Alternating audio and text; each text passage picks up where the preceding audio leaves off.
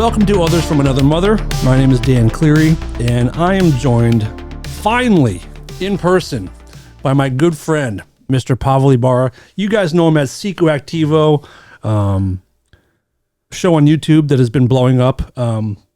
We just came from a screening of Age of Disclosure. Yeah. So we're filming this right now. It is 12:30 in the morning, November 22nd. Age of Disclosure came out yesterday. We just left the theater about an hour ago for the screening. You had not seen the movie before, right? No, I hadn't. We sat together. We watched saw it it for the first time. Yeah. And I want to start by saying one of the coolest parts of the night was, meeting you has been great. But, Yes. dude, you're famous. No. You're famous. You're famous and you got to deal with it. That was really cool. This is the first time that ever happens to me. When somebody asked me for a picture or something like that, and somebody gave me a little Yoda. I saw that. What was that all about? Because you always wear the Star Wars stuff? Yeah, and this guy who, he has a lot of experiences with orbs at the Joshua Tree. Yeah, He invited me there, and he told me a couple of stories, and yeah, he gave me a Yoda. A guy from SETI approached me, and he was like, "I'll be seeing you around." I'm like, "Okay." So we were there with there was a few people there. Danny Sheehan was in the screening with us. Did he cut the line again? Dude, he fucking did. He did. Yeah, I couldn't believe it. We were in line, and then he walked up, and our mutual friend James was there as well. Yeah. James technically invited Danny to walk in front of us, but I was definitely pissed off. How does this guy do this? He gets away with it every time. Love you, Danny. Love you. But really, you were approached more than Danny was when we were there. It was nice to see. People really care about what you do. I felt really humbled by that, and it just motivates me to just keep doing it the same way I'm doing it. Yeah. Because I've seen that there's people that try to change a lot of things, and eventually they veer away from the substance that they initiated with, and I don't want to do that. I want to keep doing it like this. It's a one-man show. I don't see myself working with a lot of people, having a massive team. I don't like that. I like working just me, maybe just another guy, and that's it, man. So I think most listeners here probably know who you are. But if people don't know, will you explain what your show is and what your interest is in the topic before we dive into the movie? Yeah, the show is Psicoactivo Podcast. I inaugurated it in 2021. The idea initially was to talk about psychedelic substances and the journey that I went through for an entire decade. And I just wanted to make sense of the many things that I experienced during that period. And there are many things that I experienced there that I, for the longest time, thought that it was just my imagination. I was just crazy, And then I realized that there was a whole lot of information about consciousness that was related to psychedelics and to UFOs. And when I opened the show, I opened it with two of my buddies from Tijuana. We did 20 episodes in a studio at my mom's house. And when I started investigating Dr. Greenberg, that's when I realized that UFOs was the way that I was going to go. Were you a UFO guy already? I had my periods of going down the rabbit hole. Sure. 4 or 5 times throughout my life. But I was never constantly on the topic. I did my first experience that I saw, when I saw something that shocked me, came from Jaime Maussan, actually, in a show where it was called Otro Rollo from a comedian named Adal Ramones. Okay. He brought Dr. Jonathan Reed from the famous case of the, that body and the being. And when I saw the video in the park, that made me have nightmares for a long time. But at the same time, after that video, they started talking about some bracelet, which was eventually and ultimately thoroughly debunked. Yep. But that first video where the guy just hit the being in the head, that I see it today and it still gives me the creeps. And yeah, that was the first ever thing that I saw. And what was the deal with the bracelet? That apparently, and this was obviously a lie, but he said that he got hold of a bracelet that the being had on him, or on it, and that if you use the bracelet, you just put it on you and it teleported you somewhere else. Okay. When he said that, when I was young, the first time I heard it, I was like shocked by the video that I had just seen. And then he started saying that, and my face was like, Doesn't make sense. "That's all." Really? Yeah, sure. Yeah. So you drove up today from Mexico. So stoked that you made it up there. We had some good friends there. Let's dive into the movie. So Yes. this has been, I mean, we've been waiting for this for a couple of years since it was Yeah. kind of first announced. Yeah. Well, actually, the first time I heard about it, it was through Andy McGrillen. Okay. But he was like That UFO podcast? Yeah, he was really coy about it. Like, I'm hearing that there's something going on, and then I saw Grapes and Fravor on the Merch podcast, and I was like, "What's that?" Yeah, right. Yeah, and I kept digging, but I didn't have the same journalistic connections that I have right now. Sure. Back then, and I felt kind of frustrated that I couldn't like dig into it more because I approached people, I sent people emails, and well, nobody really knew me, so they didn't really respond. Right. But now everything is very different.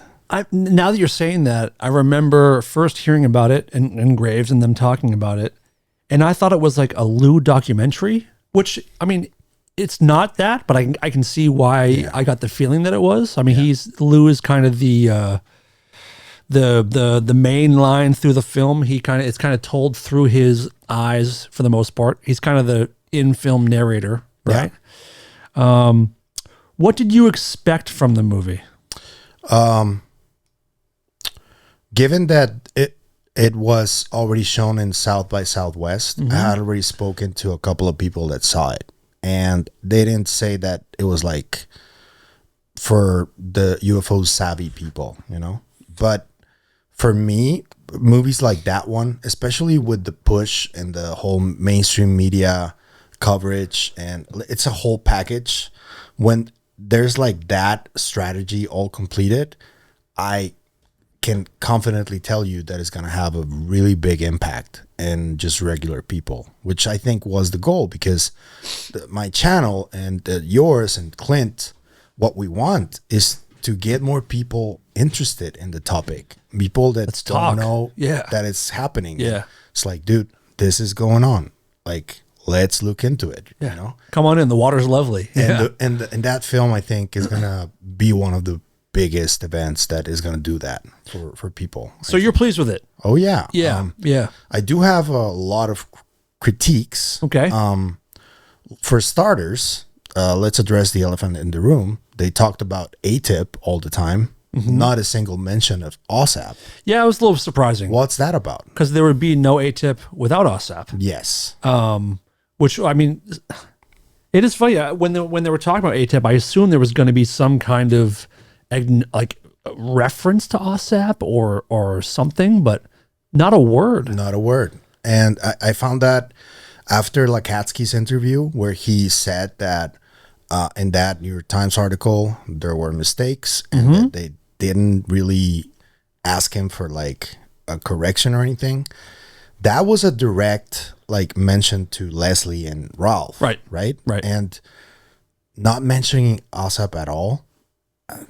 What's going on there? Is there like friction? Well, I know that people involved in OSAP, I know Lakatsky was approached for the film, and I mean, I think Dan Farah, who produced and directed the film, I know he reached out to everybody, but I don't think the Lakatsky and the Colm Kelleher's and those guys, I think they just, I don't know if they wanted nothing to do with it, but they did not participate. So I wonder if they didn't mention OSAP because there was no one there that represented it properly. I don't know. No, it's and given the mistakes, like I've heard recently George Knapp saying that OSAP was really like the program, not ATIP. I still think that's true. Yeah, I still think ATIP was like a. But then why do they focus on ATIP and not like the real program? You know, But I think because they had everybody there from ATIP, they had the people there that were because Jay Stratton did not have anything to do with OSAP, right? As far as I knew, he did. He did. As far as I knew, he did. What was his role in OSAP? No. Maybe he didn't. I have never really heard him mention OSAP, just Lakatsky and Kelleher Right, and right. George. Yeah. You're right. And But Bigelow was sort of involved in that a bit. but just for example, in the book Skinwalkers at the Pentagon, Mm-hmm. that's about Jay. And Lakatsky is Axelrod, right? Yeah. Yeah, right. and Lakatsky is also an important part of that book. And Right, sure. essentially that book is about OSAP, I think. So I don't know, maybe I think Dan Farah didn't want for like confusion to take place. Mm-hmm. And that's why I think they did that. It was like sort of like a creative decision, I would say. Okay. But I can see why people like started asking like, what's with this inconsistency, right? Sure. And this just also feeds into the whole, already friction between those two programs and all the. I mean, some people say that ATIP was not even a program. Yeah. You've heard that before, I'm sure, Yes, right? I have. So up until tonight, I was kind of under the impression that that was still kind of the case. Yeah. But they made it incredibly clear, at least in this film, that like it is a program, and they kind of went into it for a minute about like, no, this is Lou was a guy, because Yeah. there was speculation that Lou didn't even have a part of ATIP at one point, right? Yeah.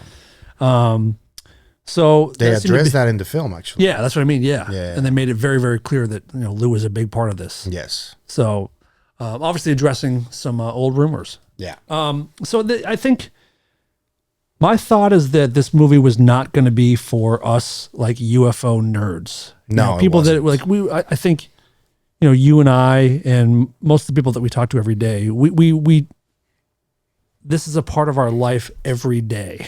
Yeah. Like we're reading something or watching a podcast, or I think about it for hours every day. Me too. So this movie is not. I didn't expect it to be for us, and I actually enjoyed it more than I thought I would.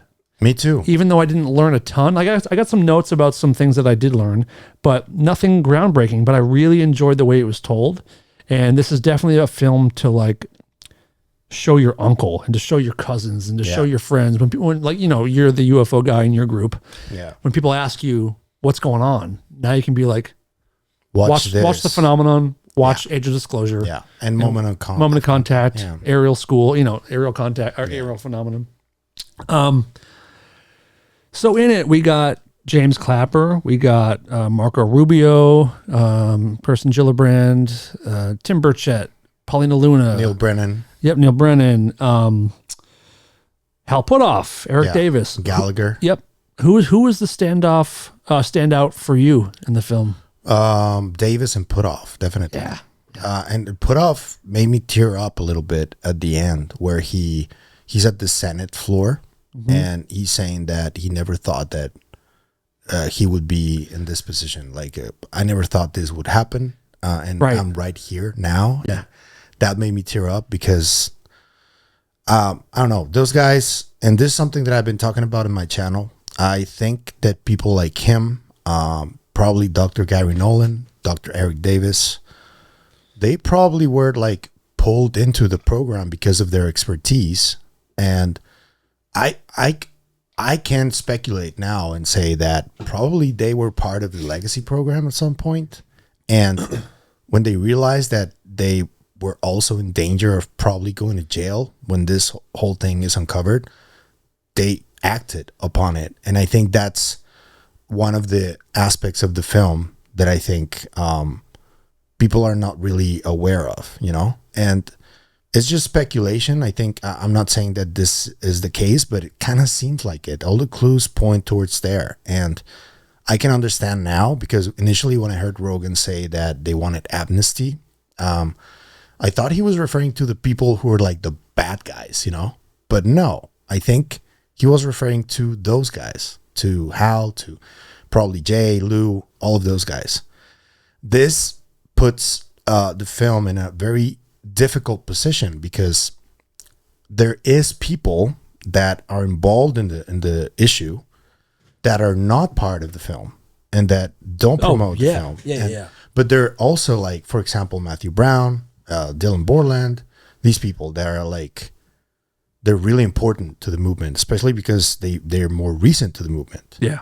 I haven't heard. And they're doing way more than people realize Yeah, they're doing. Yeah. I haven't heard Grush mentioning the film's name or Dan Farah's name at all. Like, not even. He's another person who declined to be a part of it. Yeah, and I just wondered, like, is it because of that? Like, I can see, for example, Carl Nell. I keep hearing that he does these presentations, right, with his slideshow. Yep, and that he's very obtuse about the way he wants disclosure to happen. And this came across in the film in general, that they're very direct about the way they want it to go, but there are other types of disclosures that are also happening. It's not just that, you know? Sure. And I think that people, it's a really good way to introduce you to the legislation aspect of disclosure and the technology aspect of disclosure. But I think that people also should be aware and keep in mind that the PSI stuff is happening, the abductions, no mention of any of that stuff. Zero. And I mean, I understand. I mean, we keep saying that. It's funny. We keep saying like, it's not time. Like we gotta wait. We gotta get the public up to speed before we dive into abduction stuff. But we should get there at some point. Yeah, sooner than later. That's why and I know Ross Coulthard gets a lot of shit for many of the things that he's recently covered. Mm-hmm. But when he had Dr. John Blitch there, that was, like, for me, one of the most important interviews of the year. Sure. For me, because you got a guy who was part of a team that had the nuclear football. Like, in one of my episodes, I said that he carried the nuclear football. He reached out to me. He was like, I was part of a team that had it, but I never carried it. So, and I did clarify that. Yep. Talking about abductions, essentially, and the mantid beings and how they treated him and made him feel like he was an animal at a veterinary. That was very powerful to me. Sure, absolutely. And I think people should be aware that, that's part of the story. And I think it's important, but that's not the only thing that we need to focus on collectively. Sure. And that's the stuff that is talked about in this film is much more tangible with more. I know people fight about what proof is, but there's a lot more proof to what was talked about in this film with sensor data and photographs and videos. Yeah. I think the abduction stuff we'll have to get to, and the size stuff is fascinating. Yeah. I thought going around the last couple of days, I thought there was a part in this where we're supposed to hear Stratton say that consciousness was a big part of this thing. Was that not in the film? Or did he have that quote somewhere else? I think he did mention it, but it was like really quick. Like it went past. Because I didn't hear the word consciousness, I don't think, in the entire film. Unless Hal said, and Hal may have said it, but I don't know. I think it was Hal who said it, but yeah, they didn't deep into it. They didn't go there. What was very interesting, there was a part when I think it was Hal. Wait, who talked about when they were talking to higher ups who were mentioning religion and demons? Oh, that was Jay. Jay, okay. That was Jay. So earlier on in the film, Jay is trying to ask around people in the Defense Department, do you guys know about this stuff? And he talked to a lot of people who are kind of fundamentalist religious folks. Yep. Who basically told him those are demons. Stay away from that.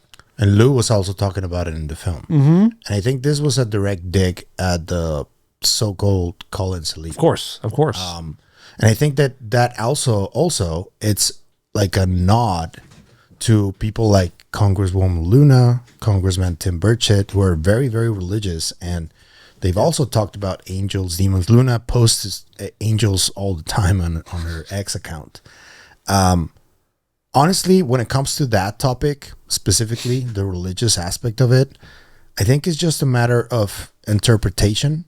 And I think that we need to have like a more base sort of definition of what we're dealing with. Because if you go instantly to ETs or interdimensional or from a religious connotation, I think that alienates all the rest. Absolutely. And we need to get to that base definition of things. And one of the people that I think is very good at that was John Keel, because he understood. John Keel went throughout the entire United States interviewing people who had experiences, and he understood very quickly throughout his work that there was all types of beliefs going around, and that he couldn't like just marry to a specific philosophy or belief. Yep. If he wanted to listen to people honestly. Sure. So I think if you need more of that. If you have something stuck in your mind, if you're listening to someone and they say something different, you dismiss what they're saying because it doesn't fit your truth. And this happens right now all the time. Like, I see people who are like very, very atheists, and whenever Luna says something about that, they instantly jump at the jugular against her. Yep. And I think that's unfair. Like, that's how she grew up. Why would you feel you have the power over her, or like you're smarter than her, or, you know, it's like, just show respect. If you don't agree, that's fine. Yeah. At the end of the day, when it's all said and done, we'll know who's right. Right. And I think nobody's going to be right, if I'm honest with you. Sure. Well, that saying is like, if two people have a belief, they both can't be right, but they can both be wrong. Yeah. You know, it's kind of true. Yeah. I heard someone say last night, which I like, in life, all of us believe less. Just listen, experience, but like, don't fixate on beliefs that you have. Nope. Just like take it in and like, okay, that's information. Move on. Yeah. Yeah. Stay open-minded. And if you're going to believe something, it has to be something that you experience firsthand. Yep. You know? Yep. That's the only option that I give to belief, actually. Right. You know? Right. You can't believe it until you've lived it or experienced it. Yes, sir. One thing I thought was cool too is at one point, we always reference the legacy program. Yeah. Lou said it as if that is officially what it's called, which I didn't really realize. Do you remember that when he said something called the? And it was in quotes. There was a like I didn't know that it was actually called that. I think that's what it's called in media. Sure, but it must have. He made it seem very official. Yeah, the way he was talking about it. I think that's part of the like the marketing or like the framing that they want to give it, because I don't know if you've noticed, Lou, there was a certain point when he started saying like taglines, like or like Jake Barber says, reality is not classified, the skies are not classified, and Lou, I don't remember Lou's quote, but something about humanity too. And it's like the legacy program, it's also a tagline that pretty much everybody who's like covering this stuff mentions it. Mm-hmm. We do it too. Yeah, of course. But this made it a little more official, right? Yeah. Like it is a very specific thing in charge of reverse engineering, crash retrievals, bodies, and all that kind of stuff. Yeah. And I think Immaculate Constellation, for example, I think that's part of it. But it's like just like an arm. Sure. You know? Yeah, it seems like the legacy program is the octopus and there's many tentacles, right? Yes. Yeah. Gary Nolan, he's in there quite a bit. Yeah. What are your thoughts on Gary in general? In general? Yeah. I think that the work he's doing and will do could be worthy of a physics Nobel Prize. That, let's put that out of the way. Mm-hmm.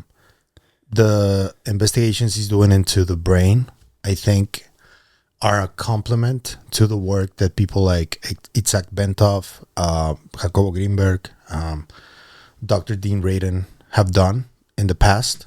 And he is a very specific piece of the puzzle of the psi stuff, because he's discovering stuff, physical evidence inside the brain of where this psi phenomena comes from, biologically.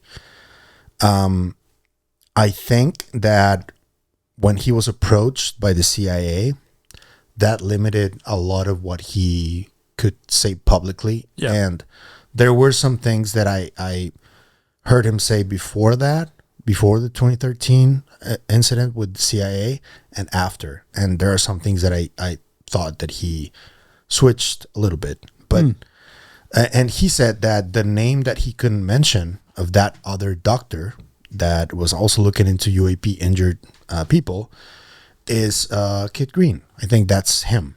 Oh, interesting. I didn't think about that. Yeah, it's him. Why? I wonder why he wouldn't be able to say it. We kind of know that he was the doctor for the CIA. Yeah, because Kit is, I think he's one of the most involved people in this stuff, and especially in the biological. And he's just not talking at all. He knows. I think he's one of the people that know most of what's going on. That's why I've always like if there was a few people I could have testify. Yeah, Kit and Hal and Lakatsky are like right up there. Yeah, in the tops. Yeah. I thought it was interesting when Gary was talking about, Gary Nolan was talking about injuries that people received by being in the vicinity of an active UAP, which now it sounds like when they have, explain the bubble. The bubble. And I wanted to mention something about this because I feel very proud of this from a nationalistic kind of way because I'm Mexican. And to me, the reason I've been following Jacobo Greenberg's work so much is because I think he has one of the most important theories and experiments about the way our brains interact with reality and the way we collectively create reality and have created reality since we started thinking, basically. And I saw a really beautiful moment when they started talking about that bubble, because that concept and that theory is also from a Mexican scientist, from Dr. Miguel Alcubierre, who, funny enough, absolutely loathes UFOs. Loathes. Really? Yeah. He has a pinned statement on his Facebook account where he's basically shedding on ufology, basically. And I tried to reach out to him, but I just got attacked by people in the comments and shit like that.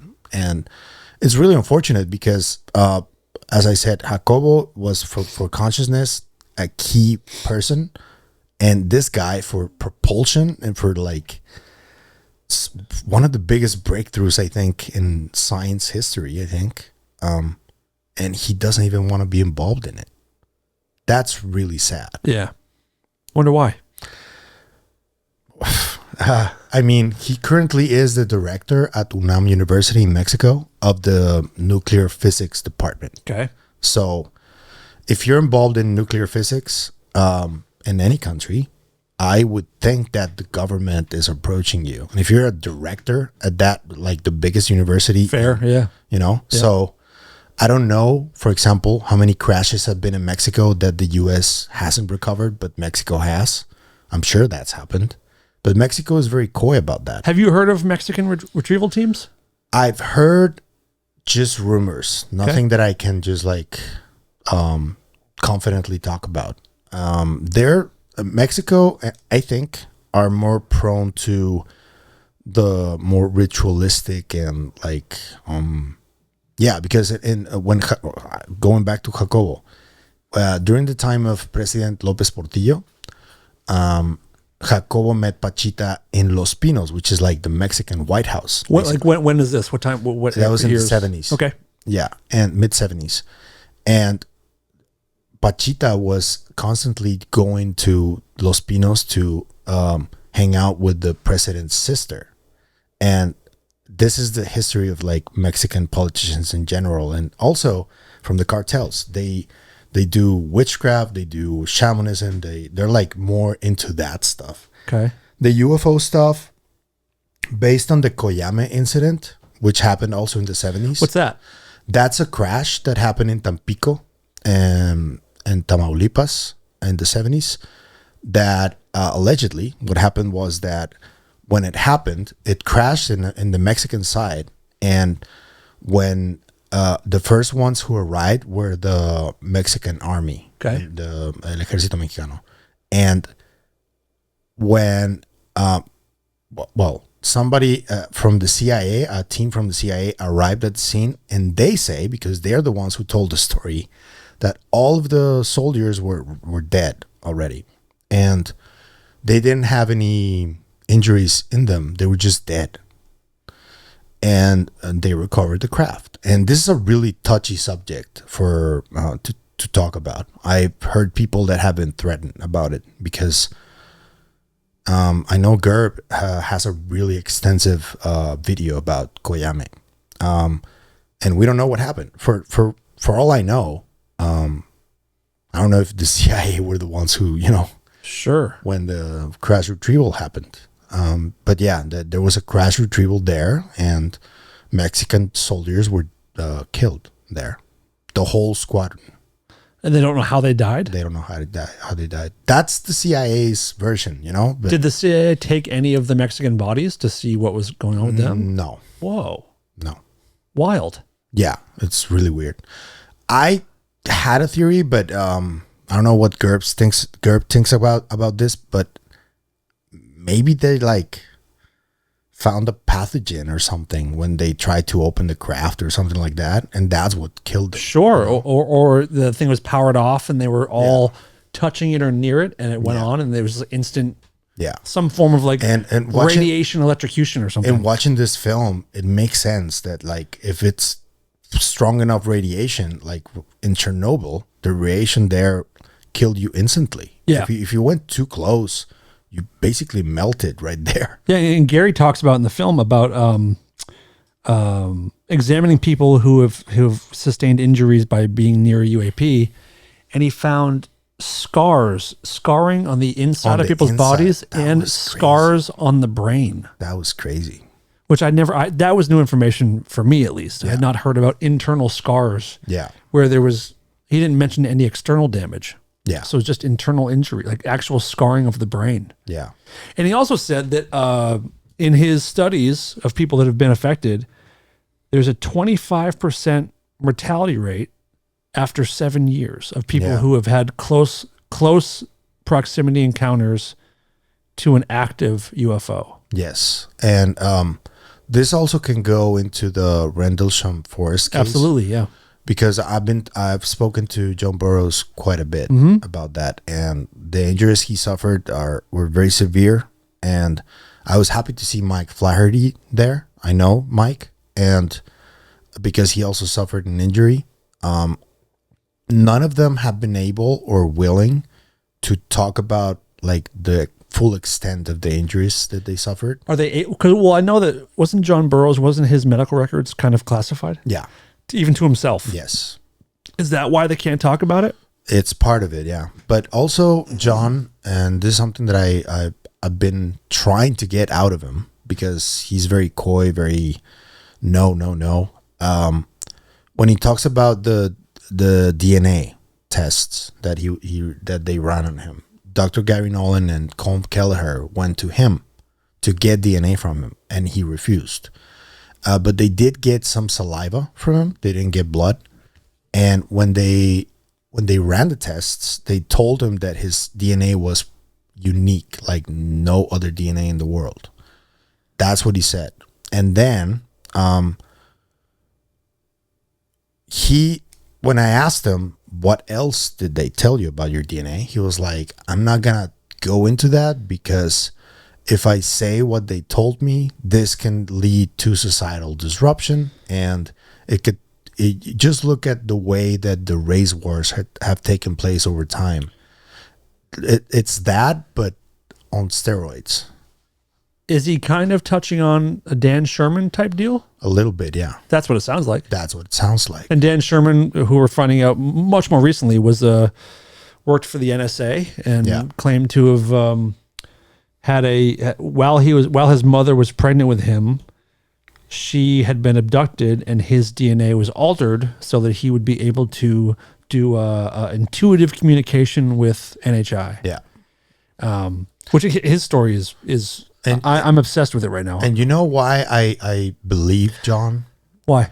Because he's never been one of those guys that goes like, oh yeah, there are many multiple species and there's the Galactic Federation. He's always been like, I don't know what the fuck that is. He's like, I saw a small black UFO in the forest. Yeah. I touched it. I got downloads and then I've had cancer ever since or whatever it was. He's very, very, very skeptical about it. He doesn't think that I don't think he thinks that aliens are real or a thing, like NHI. He thinks that it was like classified technology that harmed him. He still thinks that. Yeah. And he doesn't know, but he's on that side. How could he? I'm curious how he could feel that way with getting the download he got when he touched the craft and seeing the hieroglyphic type. That was was it the other guy? Peniston. Okay, Yeah. got you. Both Peniston touched it and got the download. Yeah. Okay, got it. Yeah. And did he have health issues as well? Yeah. Similar to. Yeah, similar. Okay. Yeah. Wow. But Peniston was the one who wrote the binary code stuff. Right. Okay. Yeah. Got it. I had them switched up. Yeah. In the film, they did touch on bodies a bit, which And species too. species. So at one point, was it Davis who was talking about? Two. He was aware of it, and now he said four. He said four species recently, Recently, so we must have learned about more. He mentioned two, and the quote was, I wrote this down in my notes. He said one made contact with the legacy program. Yes. That was the one at Holloman, wasn't it? I don't know. Is that what he was referring to? He so said the that- Holloman, they kind of, in the film, they confirm the Holloman story. Yes. Which is incredibly exciting. Yeah. Three craft approach, one There's lands. video of it allegedly. And that's one of the most interesting ones. I heard James Fox talking about it for the first time ever. The first time I heard it, and I was like, if there's video of that, Is that in the 80s? I think so. I'm not sure. Dude. But if there's video of that, those beings getting out of the craft and interacting with the officers and all that, that's wild. Yeah, three craft coming in, one landing, two staying in the air, and a being getting out and interacting Yeah, with Air Force, uniformed Air Force fucking officers. soldiers. Yeah, Astounding. Just absolutely astounding. that's crazy. Yeah. What do you think about the constant? What do you think should happen in order to get some of that evidence declassified? Because let's be real here. Yeah. Like the documentary is going to have an impact, definitely, but if it's going to garner attention, but Yep. if there's no evidence that follows, there's going to be a lot of really angry people, True. One of the coolest parts of the film is how it started, and you have Jay Stratton, Lou Elizondo, and Chris Mellon game planning how to get some of this information out. It was cool to watch them. Yeah. Like they knew the loopholes, they knew how it works. Yeah. And they got out those first three videos that we're all, we're familiar with all those videos. And I think my guess is that since then, the government has just classified everything. So Yeah. anything you get, because those videos, when they were released, were not classified. They were on a server sitting somewhere, and someone knew, these are not classified. We can get these out before they figure it out. Yeah. Now I think everything is probably just classified up the ass. That's awful. Yeah. You've had conversations, I'm sure, with folks, and so have I. I think there's still plenty of videos out there that are not classified. Yeah. That people are trying to find a way to get out. Yes. But I would, like I said, I'd have to think that whatever programs or whatever agencies don't want that out would just start classifying everything.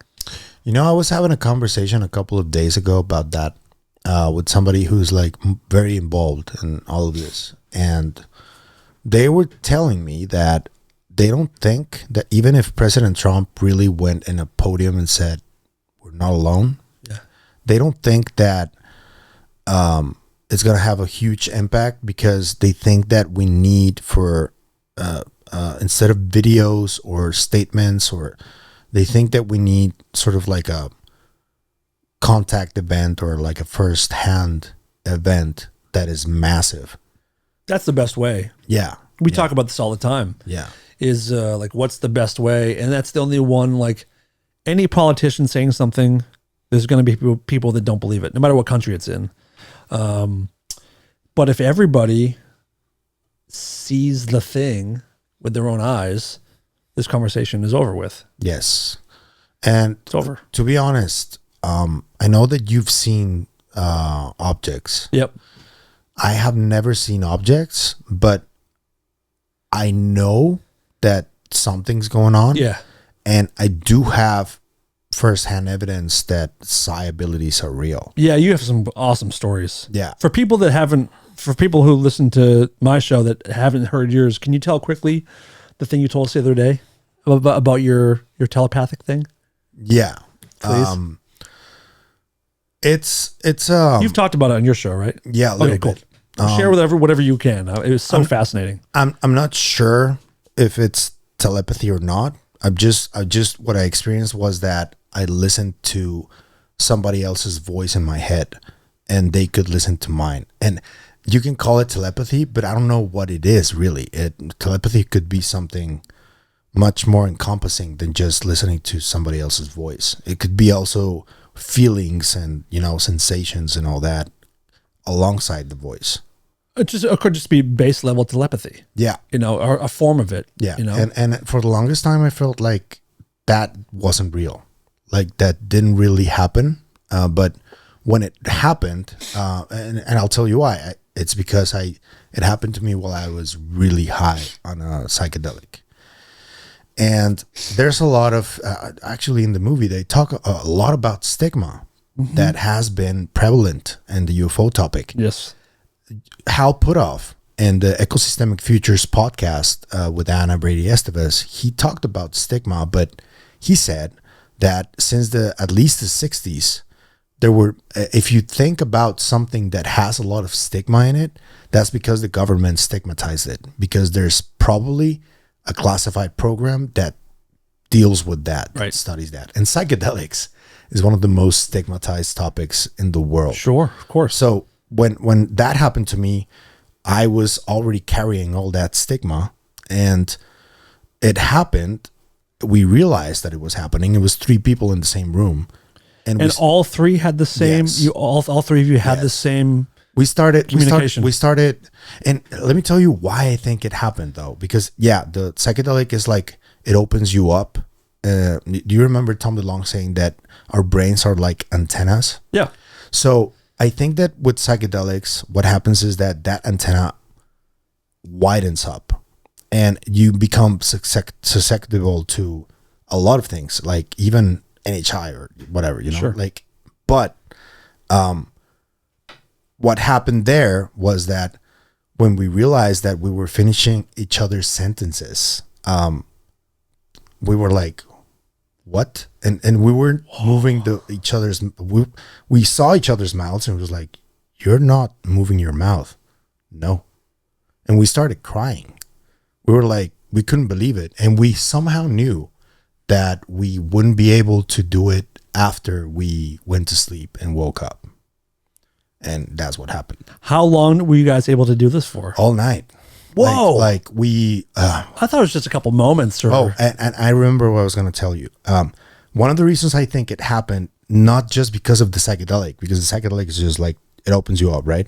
But it was Valentine's Day on 2006. Okay. And when you develop like a really close empathic connection with someone, I think that was like the catalyst that made us reach that point, because we felt unconditional love for each other because we were friends. And you guys were close anyway. These are like your best friends, basically? At the time, we were like the best friends. Yep. Right now, we don't talk that often. Happens. But I still love both of them. But yeah, I think that has to do with it. And I know it sounds very new agey, I know, but that I think that was the reason why we made it happen. Yeah. It's so fascinating. Yeah, it's pretty cool. And for the longest time, I thought it wasn't real. And when I started doing Psicoactivo, there's many things that have happened to me, but I remember that, and I wrote to them, and I was like, "Did this happen?" They were like, "Yeah." They confirmed. Yeah. Yeah. It was like I thought for a long time that it didn't, but it did happen. Do they have any interest like you do in psi things, No. in UFOs, and any kind of occult stuff, or no? No, not at all. Wow, what an amazing shared experience. Yeah, it was wild. And this is something that is very consistent in the psychedelic community too. So, Okay, yeah. Yeah. Fair enough.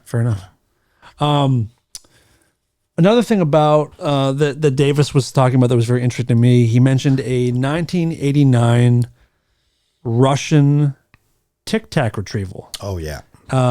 Where they found 4 bodies inside the craft, and the UFO itself had a advanced direct energy weapon. Yes, and the Tic Tac was double the size of the Nimitz Tic Tac. Yep. I had never heard of that. Have you heard that case before? I saw a spoiler about the film. Okay. Written. Okay. And I fucking closed the app as soon as I saw it. I got really pissed off. Yep. But I had never heard that before the spoiler. And I don't remember hearing a story ever about a UFO that had a weapon. No. Any kind of weapon. Neither do I. I mean, I think we've always assumed they can defend themselves. Yeah. And we hear about, dog fights and how some crashes might be dog fights. I have heard about navigating systems. Sure. But no weapons. Never. No. Never. But they found that they were able to figure out that it was an advanced energy weapon. Yeah. That was crazy to me. Yes. And I wonder if we've been able to reverse engineer that. Well, based on the evidence of the Havana syndrome cases, it kind of seems like it. You think that might be where that came from? I mean, it's possible. Carbon fiber. It's said that it came from that stuff from Roswell. From Roswell. And also what, Kevlar? Yeah, Kevlar. And night vision. Lasers. Yep. Yeah. Yep. So why wouldn't that be the case with that too? I would love to find out someday that we really did get certain technologies from craft. Yeah. How fun would that be? It's crazy because I was hearing a conversation, I think it was yesterday. I don't remember which podcast because I listened to a lot. But they were talking about how the technology is like, in some cases, like 50% more advanced than what we have right now. So, and I don't know if a lot of that tech, maybe it comes from crashes and it just goes to like a certain company that has agreements with them, and then they commercialize it. And I think that's how this stuff would roll out if we don't break the paradigm as it is, because I know that breaking the current paradigm would definitely cause societal disruption. We gotta try not to break it. Unfortunately, I would love for it to break, if I'm honest. I don't think that consumerism is good, but if we really want to break the paradigm, if we don't break the paradigm, I think that would be one of the ways to roll out this technology. I think, sure, the one that they're talking about. Sure. I have current friends now who work in military and intelligence, and one of them told me that we have technology 30 to 40 years past where we are right now. Yeah. And that's factoring in how quickly we advance now. Yeah. So he's like, we have things that like are like truly unfathomable technology wise. That's crazy. But it's all military shit.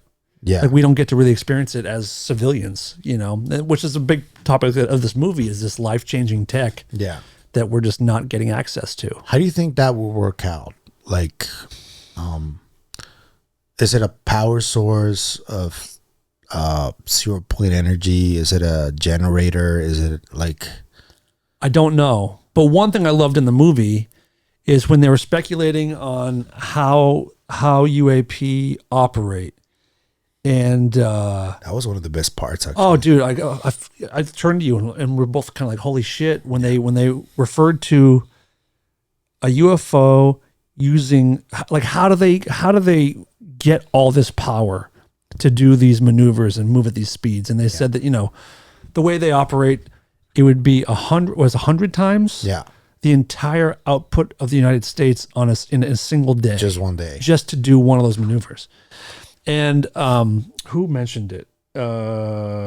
Davis was saying that one of the theories is that UFOs use quantum entanglement to tap into a power source, which is somewhere else. So this is where, what the fuck, dude? Yeah, this is where I that is one of the reasons I talk about Jacobo so much. And it goes back to him again. And I know that people think I'm repetitive sometimes when I talk about him so much, but there's this paper that Einstein, Rosen, and Podolsky wrote back in the day that is about a bridge that the Einstein-Rosen bridge, quantum entanglement. And Jacobo wrote the continuation of that paper, and he was the one who made those experiments that now are being performed in the telepathy tapes. And I think going back to Ben Rich when he said those famous words, and that it's basically that, like, you can go to any point in the universe because of that bridge. Yeah. And I think that's it, man. I think you do. Yeah, I think so. You think that's how they tap into a power source that is elsewhere? Yeah, which is why they find nothing on board. Yeah, and I think that's why people keep saying it has to do with consciousness, because you somehow access it through consciousness. Couldn't the craft access it through technology, though? I guess so, yeah. Well, and I mean, we talk a lot about the craft being conscious itself. Yeah, since Bob. Right. Lazar. Right. Yeah, it's mind-blowing.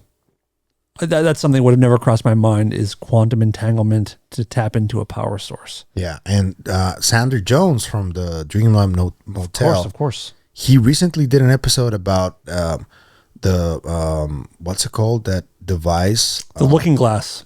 Looking glass. Yep. And that's essentially a working Einstein-Rosen-Podolsky bridge, right? Essentially. So to look at, basically, you can factor in future events. It's almost like telling the future, but it more gives you possible outcomes that could happen based on certain events. Yeah, but it also seems to be. It sounds like it's pretty accurate. It also sort of reacts to people's emotions, and it's kind of like a multiverse weapons of sorts, or device of sorts, that you see multiple different possible futures, but there's only one that happens. Right. It's pretty wild. It's so crazy, man. Again, I feel like every time we do night shift, we do the Friday streams, and we have these conversations, and like every week I'm like, I can't believe we're talking about this seriously. Yeah. And like believing it, but it makes sense. Yeah.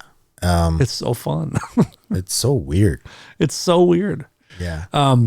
Another big focus of the movie is, like, as a species, like what is the disconnect between the beings and us, and why are they so secretive, and why are they surveilling us? And there's a lot about how we are, we are a very violent, we're a violent species. Yeah. And there's a lot of concern, and a lot of people pointing out that this movie is like focusing on the threat narrative. These are a threat. They're flying with impunity over our nuclear bases, and engaging our Top Gun pilots, and they're fucking with us, and making it seem like they're a threat. But Hal kind of makes it very clear that maybe we are the threat. Like, we're seeing them as a threat, but really we might be the problem. Yes. As we're advancing very quickly. Yes. Morally, we're staying stuck in the Stone Age, basically. Yeah, we're still apes. And we're getting ready. He had a metaphor about, ants are not a big deal when they're in the back of your yard. If ants are in your backyard, who cares? But when they come into your house, now we have a problem. Yes. And now you are intrusive, and now you are a threat to my home. Yes. And as we're making our way to the stars and leaving the atmosphere and getting stronger and stronger weapons, like it kind of makes a little bit more sense as to why they might seem like a threat. Yeah. When they're really just being like... And it's so animalistic, that concept, right? It's like the law of the jungle, but from more cosmic standpoint. So maybe that's something that it does, like, radiate through the universe, is like the animal kingdom is everywhere. Yeah. And we're like a really lower evolved species compared to others. People think we're kind of in the middle, right? That seems to be a little bit. Yeah. I think that the stuff that comes from the limbic and nervous system, I think those are still very early in the evolutionary scale for us. What do you mean? We can't control instinct yet. Like, for example, the instinct of killing something to eat it or to just make love and like. Are you hitting on me? Are you hitting on me? But yeah, I think that part of the threat narrative, and I criticized it quite a bit for a while, because the only trailer that was out there, it kind of seemed like they were going that way, honestly. And there was also a lot of talk in the UFO sphere about that, because there's a lot of people that the loving light people that want to think that it's all positive. I don't think that's how life works. Like the world, you got to extrapolate what happens in this planet to the rest of the universe. I think. Yeah. And we do agree, though, that a higher form of consciousness is not necessarily always positive. No. I mean, we don't know. Yeah. We have no idea. Sure. That's the bottom line. And when I saw that clip where you talk about that we might be the problem, it clicked. And I realized that, I was looking at it from that angle and I was being critical. And when I did a video about that, I was like, I only saw it this way. And now I think differently because, I've always thought that we are a major threat to the world in general. Always. But we humans are the worst thing that could happen to planet Earth. Yeah. I mean, we are a parasitic destroyer of all things. Yes. We destroy the atmosphere. We destroy the jungles. We destroy other species. We destroy each other. Yeah. We destroy everything. We're terrible. And I think that at the same time, focusing on the adversarial aspect amongst us, not the NHI. I think that that's what has to change in order to really get answers and to really get moving forward. Which is kind of how the film ended, is on that kind of note. About like, let's disclose the reality of where we stand on this planet and really start having conversations internationally about working together and really trying to move forward. The thing is, man, how do you do that with the current climate? Because for me, for example, every single time that I've mentioned that China might be just as capable, or maybe they have cracked something. Sure. The comments, bro, from people who are like brainwashed about how bad and terrible and horrible China is are mind-blowing. It's like, dude, I go, you're brainwashed. When I see those comments, like, you don't listen to yourself. You're saying that. And I know people, I haven't gone to China yet, but I know people who have, family members who have, and there are cities that are like basically futuristic, sort of Blade Runner-esque cities. And they have a awful system that they control everybody, and they're constantly surveilled. Yeah, of course. And that's horrible. I agree. But they're also very technologic, and just to be in denial in that sense, because of this tribalistic sort of mindset, that's really stupid, I think. And I think that's the biggest hurdle that we have as a world society, to like start thinking maybe that, maybe those things are not a threat, but if we keep fighting each other, they're gonna become a threat eventually, because we just can't deal with ourselves. We can't go past that maturity. We can't get to that maturity point that we need as a species. I think we can, but it's difficult. I think we can't. I think we are incredibly far away. Like, I don't think it's in our lifetime. If we live out a natural life, I think I guess it could, but I think the three superpowers we're talking about is at the moment, China, the US, and Russia. Yeah. And all three of those countries, you can put North Korea in there because they have nukes, just, kind of countries that could be dangerous. But all of them have leaders who have just out of control egos and very powerful. I would add Israel there. Sure. Yeah, absolutely. Sure. Yeah. And I think it would take all of those nations communicating together, or one nation disclosing, and then having a meeting of, okay, we all know what the deal is. Like, we have to stop what we're doing. We have to stop these wars and the nonsense and the competition and turning our own citizens against each other. And we need to move forward with some kind of goal to unite the world. Yeah. You know where I think we need to start first? Where? Religions. Get rid of them? No, just like make them understand that religion was the first control system in humanity's history, and that a lot of what was written in the ancient scripture, there was a lot of interpretation there that didn't really happen, and there was a lot of rewriting the history of those ancient scriptures. And if we don't have that base knowledge of that, and we go by like the New Testament and like the fucking Talmud and, you know, like perverse sort of versions of what really happened or was really tried to be communicated to future generations, I don't think we're going to get anywhere. We do have a new pope who seems like kind of a cool dude. Yeah. He's from Boston, isn't he? He's from Chicago. Oh, Chicago guy. Yeah. And what you're saying, he kind of sounds like a guy who can maybe have that conversation. Yeah. You know, while still respecting his religion, but, you know, this was started with good intentions, but it kind of got soured quickly and became kind of a control.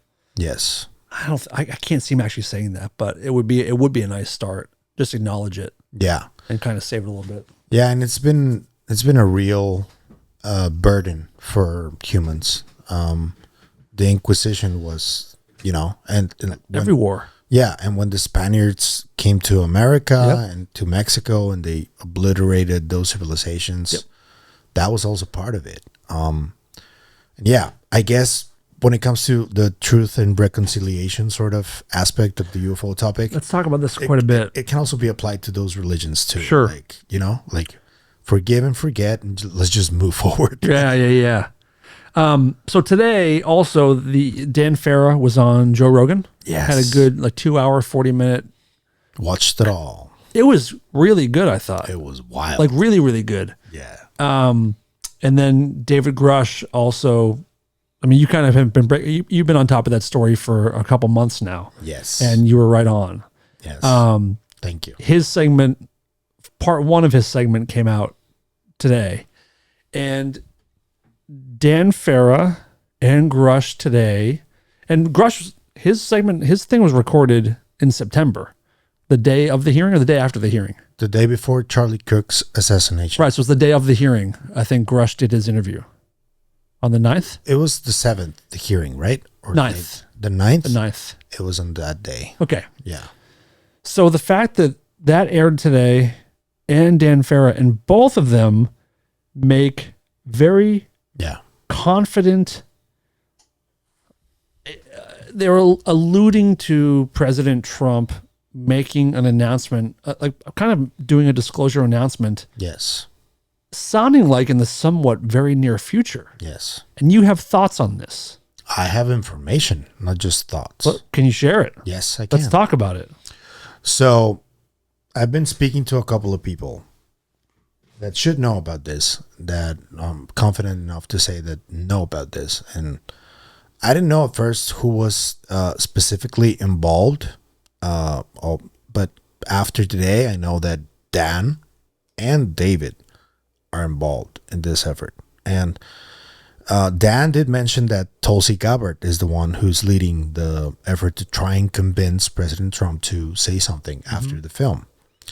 What I do know is that this group, and I think Rush can be included in this group that is leading this effort. It seems like Grush has briefed Trump himself. Yes, they have been leaving information in Trump's close circle that leaves that information on his desk.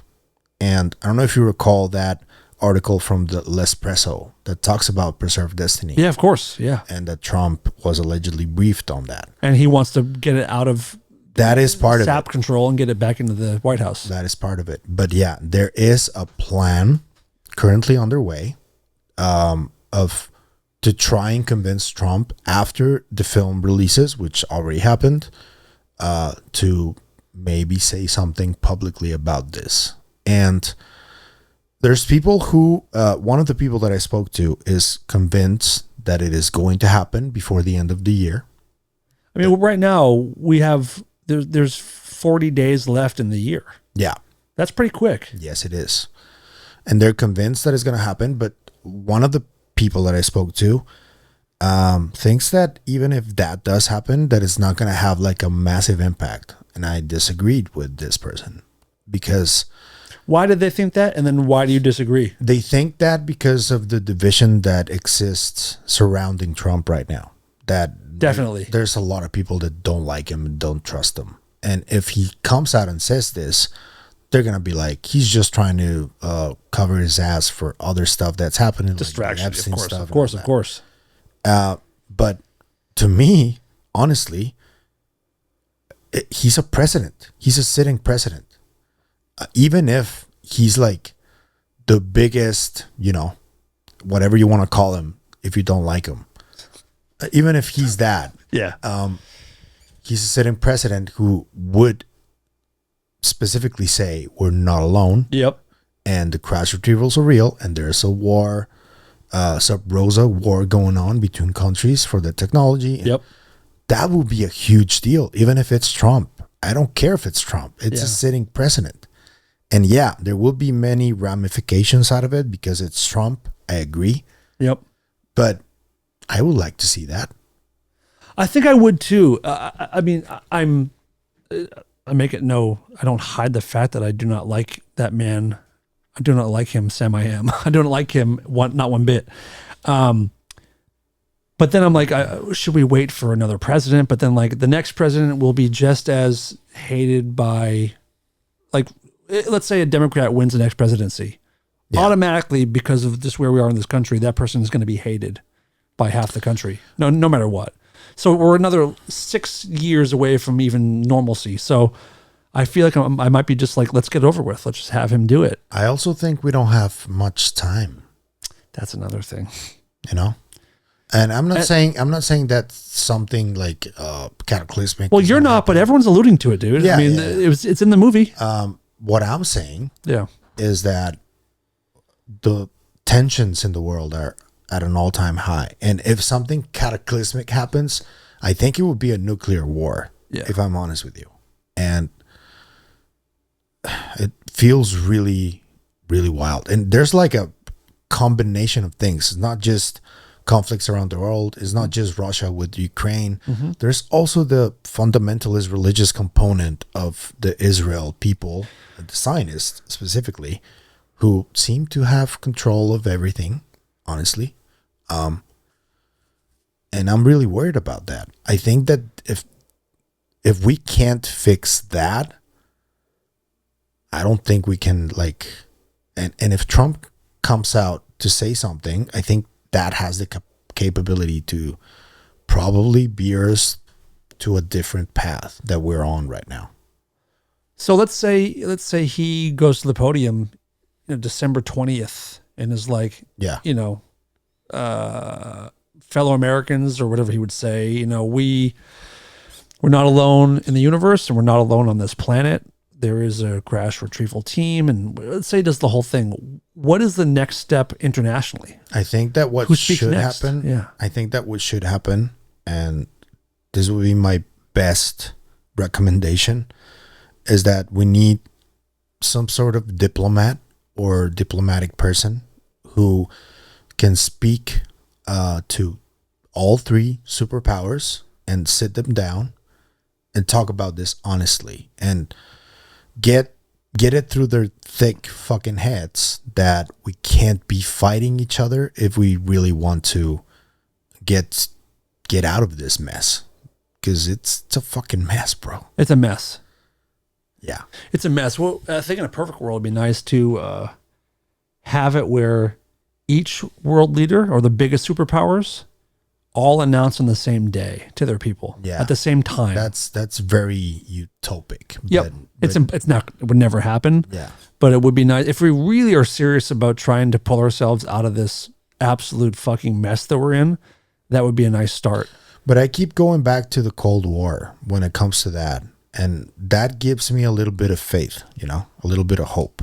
Because that moment was really tense. And we were really this close to annihilating ourselves. Mm-hmm. And cooler heads did prevail. Yeah. For some reason. And I think that this situation is much greater and much more difficult to navigate because it's not just two countries. And we're so much different now than we were in the 80s. Yeah, so much. And everything is faster. There's a lot of more technology. Like the life then is like, how old are you? I'm 39. Okay, so you're alive in the 80s and in the 90s. Like life then feels unrecognizable. Yeah. To nowadays. Yeah. And there's some, I'm not saying like everything's bad right now. Things are great. There's some really cool stuff, but completely different times, like globally and everyone's life is different. Yeah. Childhoods are the 90s different. Were pretty awesome. The best. Yeah. Yeah. I remember Adam Sandler was at the top of the charts, and I loved Korn, Limp Bizkit, that time was like 98, 99, 2000. It's the best. What was your first concert you ever went to? I went to the Family Values 99 for a little bit and we left immediately. That was horrible. Where was it? I was 13, bro. Okay. I was really young. In New Jersey. You went to New Jersey? Yeah. Did you fly there for that? Yeah. Just for the tour? Yeah. Or for the show? We flew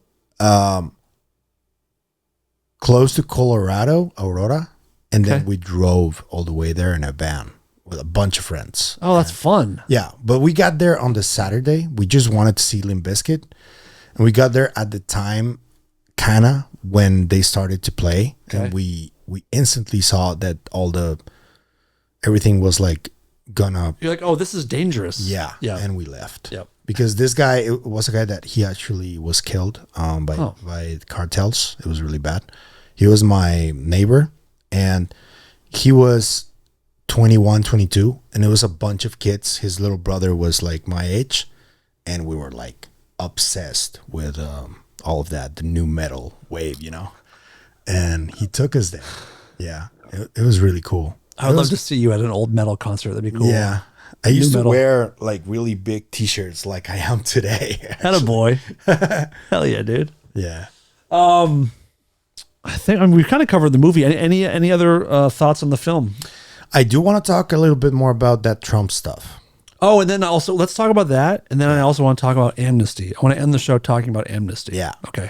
Let's talk Trump. I think that with what David Grush did was the most significant part of that. The effort. Today? Yeah. Yeah. Because he appealed to Trump's ego. He knows exactly what he's doing, and the wording that he used. Oh yeah, I was like, legacy, dude, and yeah, of course. And that you can tell that they really strategized that, and because of that's what they plan. And I'm sure James Fox is part of the effort too, because of what he did with Dr. Eric Davis, specifically asking Trump for a pardon. And I think that's one of the things that, if it happens, the very first thing that is going to happen are those pardons.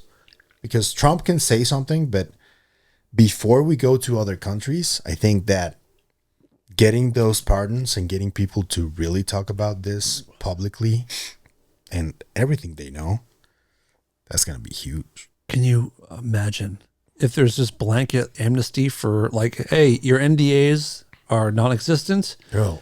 We'll see you in Congress in a month. And try not to get killed. And all those videos and all that data, if that is declassified. I think even if Trump just did an executive order to declassify that, we still wouldn't see it. I don't think we can get access to it. Why not? I think the people that are in control of this have way more control than we can even fathom. Like when we were in DC, I was at dinner with Clinton, Xander, Gerb, Kermit, and Rob Jones. Yeah. Shout out to all of them. Yeah, what's up, dudes? And we were talking about like if Grush has given addresses to where like the craft are and the bodies, and like he's basically fucking flopped his dick down and been like, I know where everything is. Just here's the go get it, guys. Go get them. And my feeling is that, let's say SEAL Team 6 and a couple Congress members roll into an underground base somewhere where they're given an address, and they take the elevator down to the 32nd floor. And they wouldn't come back. I think they're entering a kill box. Yeah. The elevator doors open. I mean, it's going to be more difficult than this, but elevator doors open, and these weapons that these defense contractors have been working on for 80 years will just turn those guys into spaghetti sauce in the elevator. And I feel like if the walls started closing in on these, Black Project folks, they would just hop in these machines that they've been building and take off. And that there was a breakaway society. There was a breakaway something or other. Well, that's what Gerv and Rob and Kermit have been investigating all this time. And it makes sense. I think her name is Catherine Austin Fitz. Yep. Yeah. I think she has like probably the best mapping of what's going on with that. She seemingly has it figured out. Yeah. Yeah. Her appearance on Danny Jones and was I've thought about this quite a bit, that if they really do have those weapons and that technology, we can't really do anything about it. That's what I mean. Unless an HI intervene. That's it. Yep. That's why I'm like, I don't think a lot of the stuff behind closed doors and that's in the DUMBs in the underground bases, I don't see a scenario where we actually get to see it. Yeah. Where we're allowed to, unless, that weird, dark military industrial complex breaks down somehow, or whoever's at the top of that was like, fuck this. Like, we're done with this. Show them. You think Which I don't that's see. possible? No, I don't. But that's the only scenario. I don't know. Yeah. I don't know. I just don't think we'll get everything that we want to get. That's depressing. It is. But we can get a lot. Yeah. Let's start with acknowledgement and go from there. Our lives are not that long anyway, so no, and they're getting shorter. Yeah. They're getting shorter. Let's talk about amnesty. So I threw this question out on Twitter this morning. I did a poll to ask what people thought about amnesty. Let me see what I worded it. I said, are you in favor of full amnesty for all people involved in the UFO cover-up, no matter the level of crime committed, if it means we get 85 to 90% of the full truth? So that was 13 hours ago. There's been 38 votes. Yeah. What do you think the split is? 30-70. Holy shit. 50-50 on the dot. Which is kind of what I expected. Where are you at with full amnesty? And we're talking including murders. I want for people who are families of the people that passed away to be compensated. Mm-hmm. I don't think, unless it's a recent case, like, I don't know what happened, for example, to Amy Eskridge, for example, that's a tough one. If it's a recent case, yeah, I think the people that were responsible for the recent cases that happened that had people killed, I don't think there should be amnesty for them. There's apparently one in the last year that we haven't really heard about yet. Yeah. Of someone that, checked out that in a way that they would not have checked out. Yeah. Yeah. I think Jake Barber talked about this a little bit, right? I think it's a different one. It's a different one? Yeah. Okay. Yep. Which means they happen more than they really should. Yeah. Yeah. So to those people, I'm sorry, but no, I'm not. I don't know. It takes a special kind of decision-making process to end somebody else's life. To me, it boils down to that. To me, if you were part of the program and you're one of those people that are not necessarily bad people, where you were working for your country, and give them amnesty. And if you had secrets, but for example, say Kissinger and Cheney didn't die, and we found out that they were the mastermind behind a lot of this, and that a lot of the people that were killed, I would not give those guys amnesty at all. That's where I sit. I don't know where you sit. I sit at full amnesty for everybody, no matter what they did. And I don't think they deserve that. I say that because I think it's the only way that we'll get it. Yeah. Is if like you're forgiven for everything, which sucks. And it's a bitter pill to swallow. But if it leads to us, it's a tough hit for the families, for sure. I mean, it's an unbearable acknowledgement to make, is that like, you killed my grandfather because he worked for you and was a patriot and was trying to do the right thing. Like, that's fucked up. But I also think it's the only way that we'll get the information. I think it's the only way. And I think that's, if it happens, that's what's going to happen. But I can see people, and we've talked about this before in other situations, I can see people taking matters into their own hands. Sure. And street justice is a thing. And that's something that, like, cool, maybe that's part of it. Yep. But I think, like you said, taking care of the families is a must, and also supporting whistleblowers who have come forward and spoken. Yeah. Taking care of them financially and health benefits. A few million for each. Something like more. That. I mean, well, sure. Bare minimum. Minimum. Here's $5 million. Yeah. You have health insurance for your family for the rest of your lives. Yeah. And we'll put you in witness relocation. Yes. And that is like, sorry for everything, but hope this helps. And I mean, if they've fucking spent $1 trillion over 80 years, that number was crazy. They can spend that, you know? Yeah, like, absolutely. Yeah. And it seems like that would be something that whistleblowers would kind of accept. Yes, of course they would. I mean, begrudgingly, but accept it. Yeah. Because they've been royally fucked over. And they also have to think about their families, man. Of course. It's not just them. Yeah. So, they would accept it. They wouldn't like it, but they would. Yeah. Yeah. I put this clip on Twitter earlier, but I want to end with this. From the Rogan interview, this exchange between Joe and... When people talk about the successful back engineering of these things, what are they saying? Are they saying that they can fly around Earth? Are they saying they can go outside of Earth's atmosphere and go into deep space with these things? Like, what have they said we are currently able to do with these back engineered crafts that we've... Such a great question. Supposedly... People that I can't attribute the statement to, that were very credible sources, told me that some of the UAP activity in space specifically is reverse engineered technology. Okay.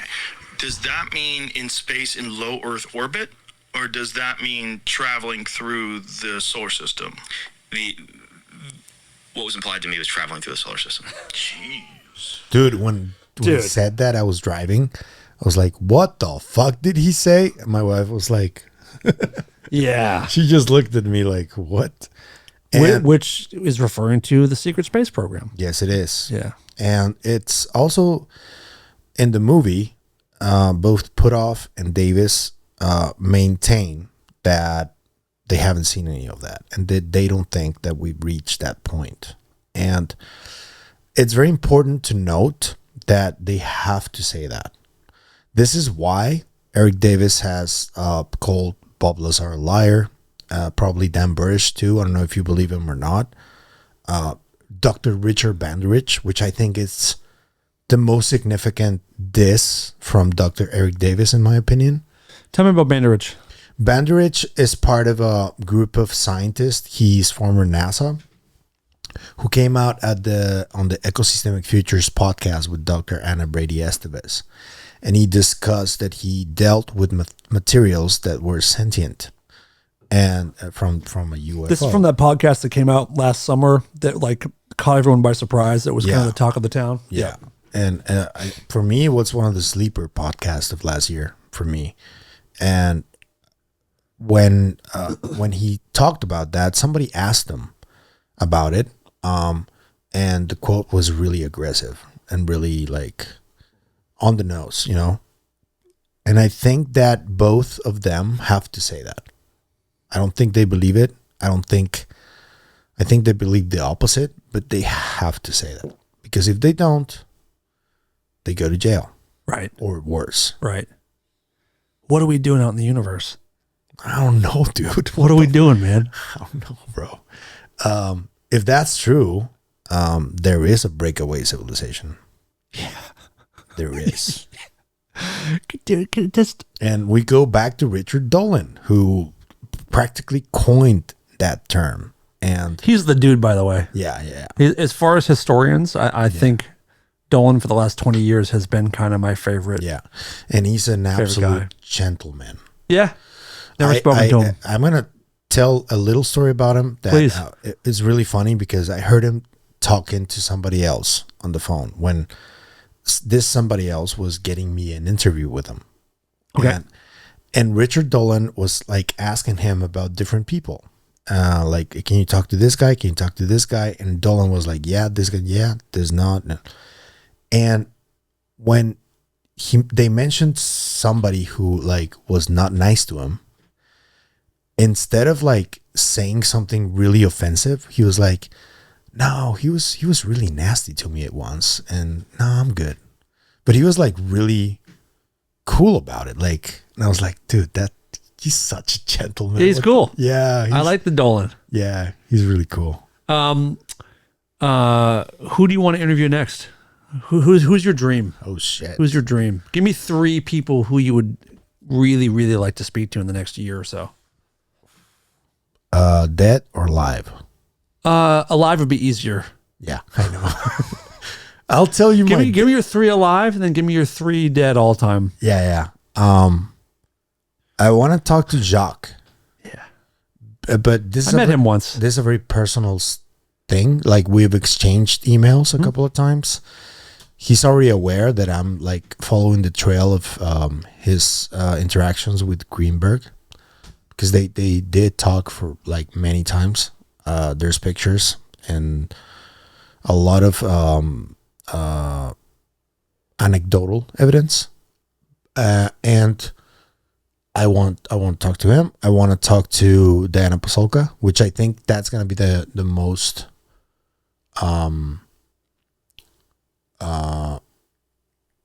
possible in the near future. That seems very doable. Yeah. For you and for her. I think that would be a great conversation. Yeah. And we're going to talk about bloodlines, actually. I already emailed with her a little bit, but she's right now really busy. And who else? Hold on. Let me think a little bit. Sure. I would really like to speak, but publicly, to Timothy Taylor. NASA Tim Taylor. Or Tim possible. Taylor. Yeah. I want to talk to that guy. Have you ever had any communication with him whatsoever? No. I sent him a couple of emails. He's never responded. Okay. Yeah. Now give me your 3 dead. Art Bell is the first one. Oh, great answer. I want to talk to that guy. We share the same birthday. I want to talk to him. I want to talk to Jack Parsons. Okay. Because he died on my birthday, and the whole significance of what he did and those rituals that he did. I wanna know if something happened there, if something was opened, like, you know, the whole occult stuff is very interesting to me. And he's not dead, but I want to talk to Greenberg. Maybe he's dead, maybe he's not. I don't know. Where is he? Based on the recent people that have approached me who are like savvy on the topic of him, somebody told me that he was probably not that I believed it, but that's what they told me, that he lived in Chicago and that he had another daughter and that he was constantly going to one of the islands near San Diego. Oh, yeah, working there. I don't know if that's true. That's what I heard the last time I heard something. But his family is some of the family members of him think that he was already killed. really? Yeah. So I don't want to even like dig into that. Sure. But I would fucking love talking to him. He's like, I don't know what he would tell me, man. Sure. Well, dude, I think you're gonna get at least a couple of people on your wish list. I think it's been really fun getting to know you the last not even a year yet, but watching your success and having all of our friendships bloom has been wonderful. Yeah. And I'm stoked we got to meet today Yeah. and go to the movies together. Yeah, it was really awesome. Yeah. Any closing words for the audience? Any words of advice? Try to focus more on your surroundings when you're looking at things and when you're talking to people, and pay attention to little details. And if you don't believe in any of this, try to talk more to people who don't seem to make sense sometimes, but maybe they will surprise you. And if you really pay attention, I think maybe you will start seeing things too. Who knows? And in terms of the film, because that's what we're doing, show it to your family members. Yeah. I think it's a good way to make them aware that there's something going on. And it's one of the best examples. We already named James Fox's movies, which are also a great way to start. But this is a new addition to that little group of films. I think so. Yeah, and this one is easier. Like, I don't know why we tend to trust. We don't trust our government, but we tend to trust government figures when they talk about things on the record like this. Yeah. And this film does have just so many people. And it is, as far as the U.S. goes, it's people on both sides of the political aisle, which is huge. It's a very bipartisan issue. And it's something that the whole world is getting more and more interested in, which is very exciting. Can I be honest with you on that? No. Yeah. You must lie. Yeah, of course. Honesty. I don't trust any government official that is a politician. I trust military people because like they've been in it, you know. But government officials and intelligence community people, that's difficult. And scientists, I do trust more, and which is why I think the movie was very valuable. You know, military people, all the scientists that were there, those are the ones that I thought were the most powerful testimonies. I would agree. Intel people and politicians, and I mean they're trained to lie, bro. That's true, but I will tell you, Rubio is as much of a politician as it gets, and that guy seemed stone cold. He seems scared. If I'm being honest, he seems like he had a couple little quivers when he was talking a little bit. Yeah, I saw it. I think he takes this incredibly seriously. I think he obviously he knows a lot more than he's saying, but I think his concern is legitimate, and I think he cares. Yeah, I think the same way about Burchett too. Yep, he seems genuine. Yep. Yeah. Yep. There's a bunch of people who don't seem as genuine. I appreciate their efforts though, but this is a constantly unfolding, winding, crazy road. Yeah. And I'm stoked that we're all a part of it. And the vibe in the theater was very good, very positive. People were happy and people were clapping. And, I think this movie is not going to be like a blockbuster, obviously, but I think it's going to be a big word of mouth film. Yeah. And I think once the price comes down a bit on Amazon, it'll be kind of a sleeper hit later on. Yeah. That was probably one of the only bad critiques that I kept seeing, you know. Like, sure. But I'd rather people be critiquing the price than the content. Yeah. But yeah, that does limit a little bit of the access for a wider. Definitely. Yeah. And if the point of this is to be honest with people about the nature of reality, Yeah. you think that wouldn't come with such a hefty price tag? Yeah. Like I've never, it's actually, I think, the most expensive film I've ever seen to buy or rent on any streaming platform. Yeah. And that one and the program was also 25.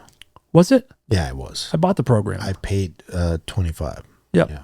And this one, I mean, we went to the movie tonight. I'll probably buy it just to support anyway. Yeah. Like people complain about it. I'm gonna actually buy it and show it to my family members. Good. Yeah. Good. It's like, watch this, and my friends too from there. Yep. Definitely. I'm going to a birthday tomorrow. We're going to watch it at the birthday party. Nice. And then I'm going the next day back to the screening at the same theater for Dan Farah's doing a Q&A with, I believe, a couple of people from Jay's gonna be there. I believe so, right? Yeah. Jay's gonna be there. Gallaudet is gonna be there, and somebody else. I don't recall. That'll be enjoyable. Yes. Bring a camera. Oh yeah. Well, my phone is a camera. Yeah, but yeah, That's all I got. that's good audio. That's all I got. Yeah. Oh, for the Q&A part? Yes. Yeah, I'll try to sit in front maybe. Yeah. Send it to me. Nope. Yeah, of course I will. Of course I will. Dude, keep up the great work. You are, I think, probably the most prolific podcaster, show creator that I know. And you care a lot. You do very smart work. Thank you. And you're a great journalist and a great friend. And I'm stoked to have you in this topic with us. Let's do it again soon. We will. In the meantime, where can people find Psicoactivo? On YouTube, Spotify, and KGRA. Spell it, will you? Psicoactivo Podcast. Yep. We know how to spell podcast. How do you spell Psicoactivo? It's like Psy, Activo. ACTIVO. Psicoactivo. Yeah. Yep. It's great. And what I love most about your stuff is that each video is like 10 to 30 minutes. So it's pretty digestible. If you're sitting around the house and you have to be somewhere in an hour and you need to throw something on, your show is great for that kind of stuff. Yeah, I do have the interviews, but I don't like to go over an hour and a half, an hour 40. Your interviews are great too. Yeah. Do you have a favorite one you've done so far? Interviews? Yep. Fuck. Besides me, but like obviously. I actually published yours twice, bro. That's right. That's right. You're the only one that I've done that. Because we had to do an edit at first. Yeah, because of the George Knapp reveal for the hearings. That's right. Yeah. So right. yeah, you're the only one published twice. Hell yeah, there. dude. I deserve it. Buddy, I love you. I enjoyed every conversation, but I do have, besides yours, a favorite. I loved my conversation with Dr. Jeffrey Kripal. Oh, I got to watch that. I haven't seen that one. That was beautiful. When did that come out? At the start of this year, like January. Did I know you then? I don't think so. Okay. I'll go back and watch that one. If you go back, you'll find some really interesting ones. Kripal's good. Yeah, Kripal is, he's the master. Have you talked to Kevin Knuth? Actually, he rescheduled. We're gonna Oh, talk. good. Yeah. I love that dude. Yeah. I thought he was going to be in this movie. I thought so too. I don't know why he wasn't, actually. Because he's the one who describes the tic-tac physics Yeah. the best. I've Yeah. never seen anybody describe it like that. And he's the one who also mentions like things going, 200,000 miles an hour. and he's investigated materials that are really weird too. Yep. Yeah. Has he got some of the drippings like those, Yes. right? Okay. And the angel hair? Right. Yeah. Shit's so weird, man. Yeah. It's so good. Pavel, thanks for coming. So good hanging. And we'll do it again. Yeah. What's up, humans? Yeah. All What's right. up, humans? All right. Thank you guys for listening. Support Pavel. And please pay for Age of Disclosure. Go see it in the theater if you can. Support it. Get your friends to watch it. It's a great stocking stuffer, digital stocking stuffer, for somebody. Yeah. But we'll have to do this again when Moment of Contact 2 comes out. Oh, wow. Cannot wait. That's going to be wild. Yeah. Pavel, thanks, buddy. Thank you, Dan, All right. for having me. We'll talk soon. Love you, brother. Love you too. They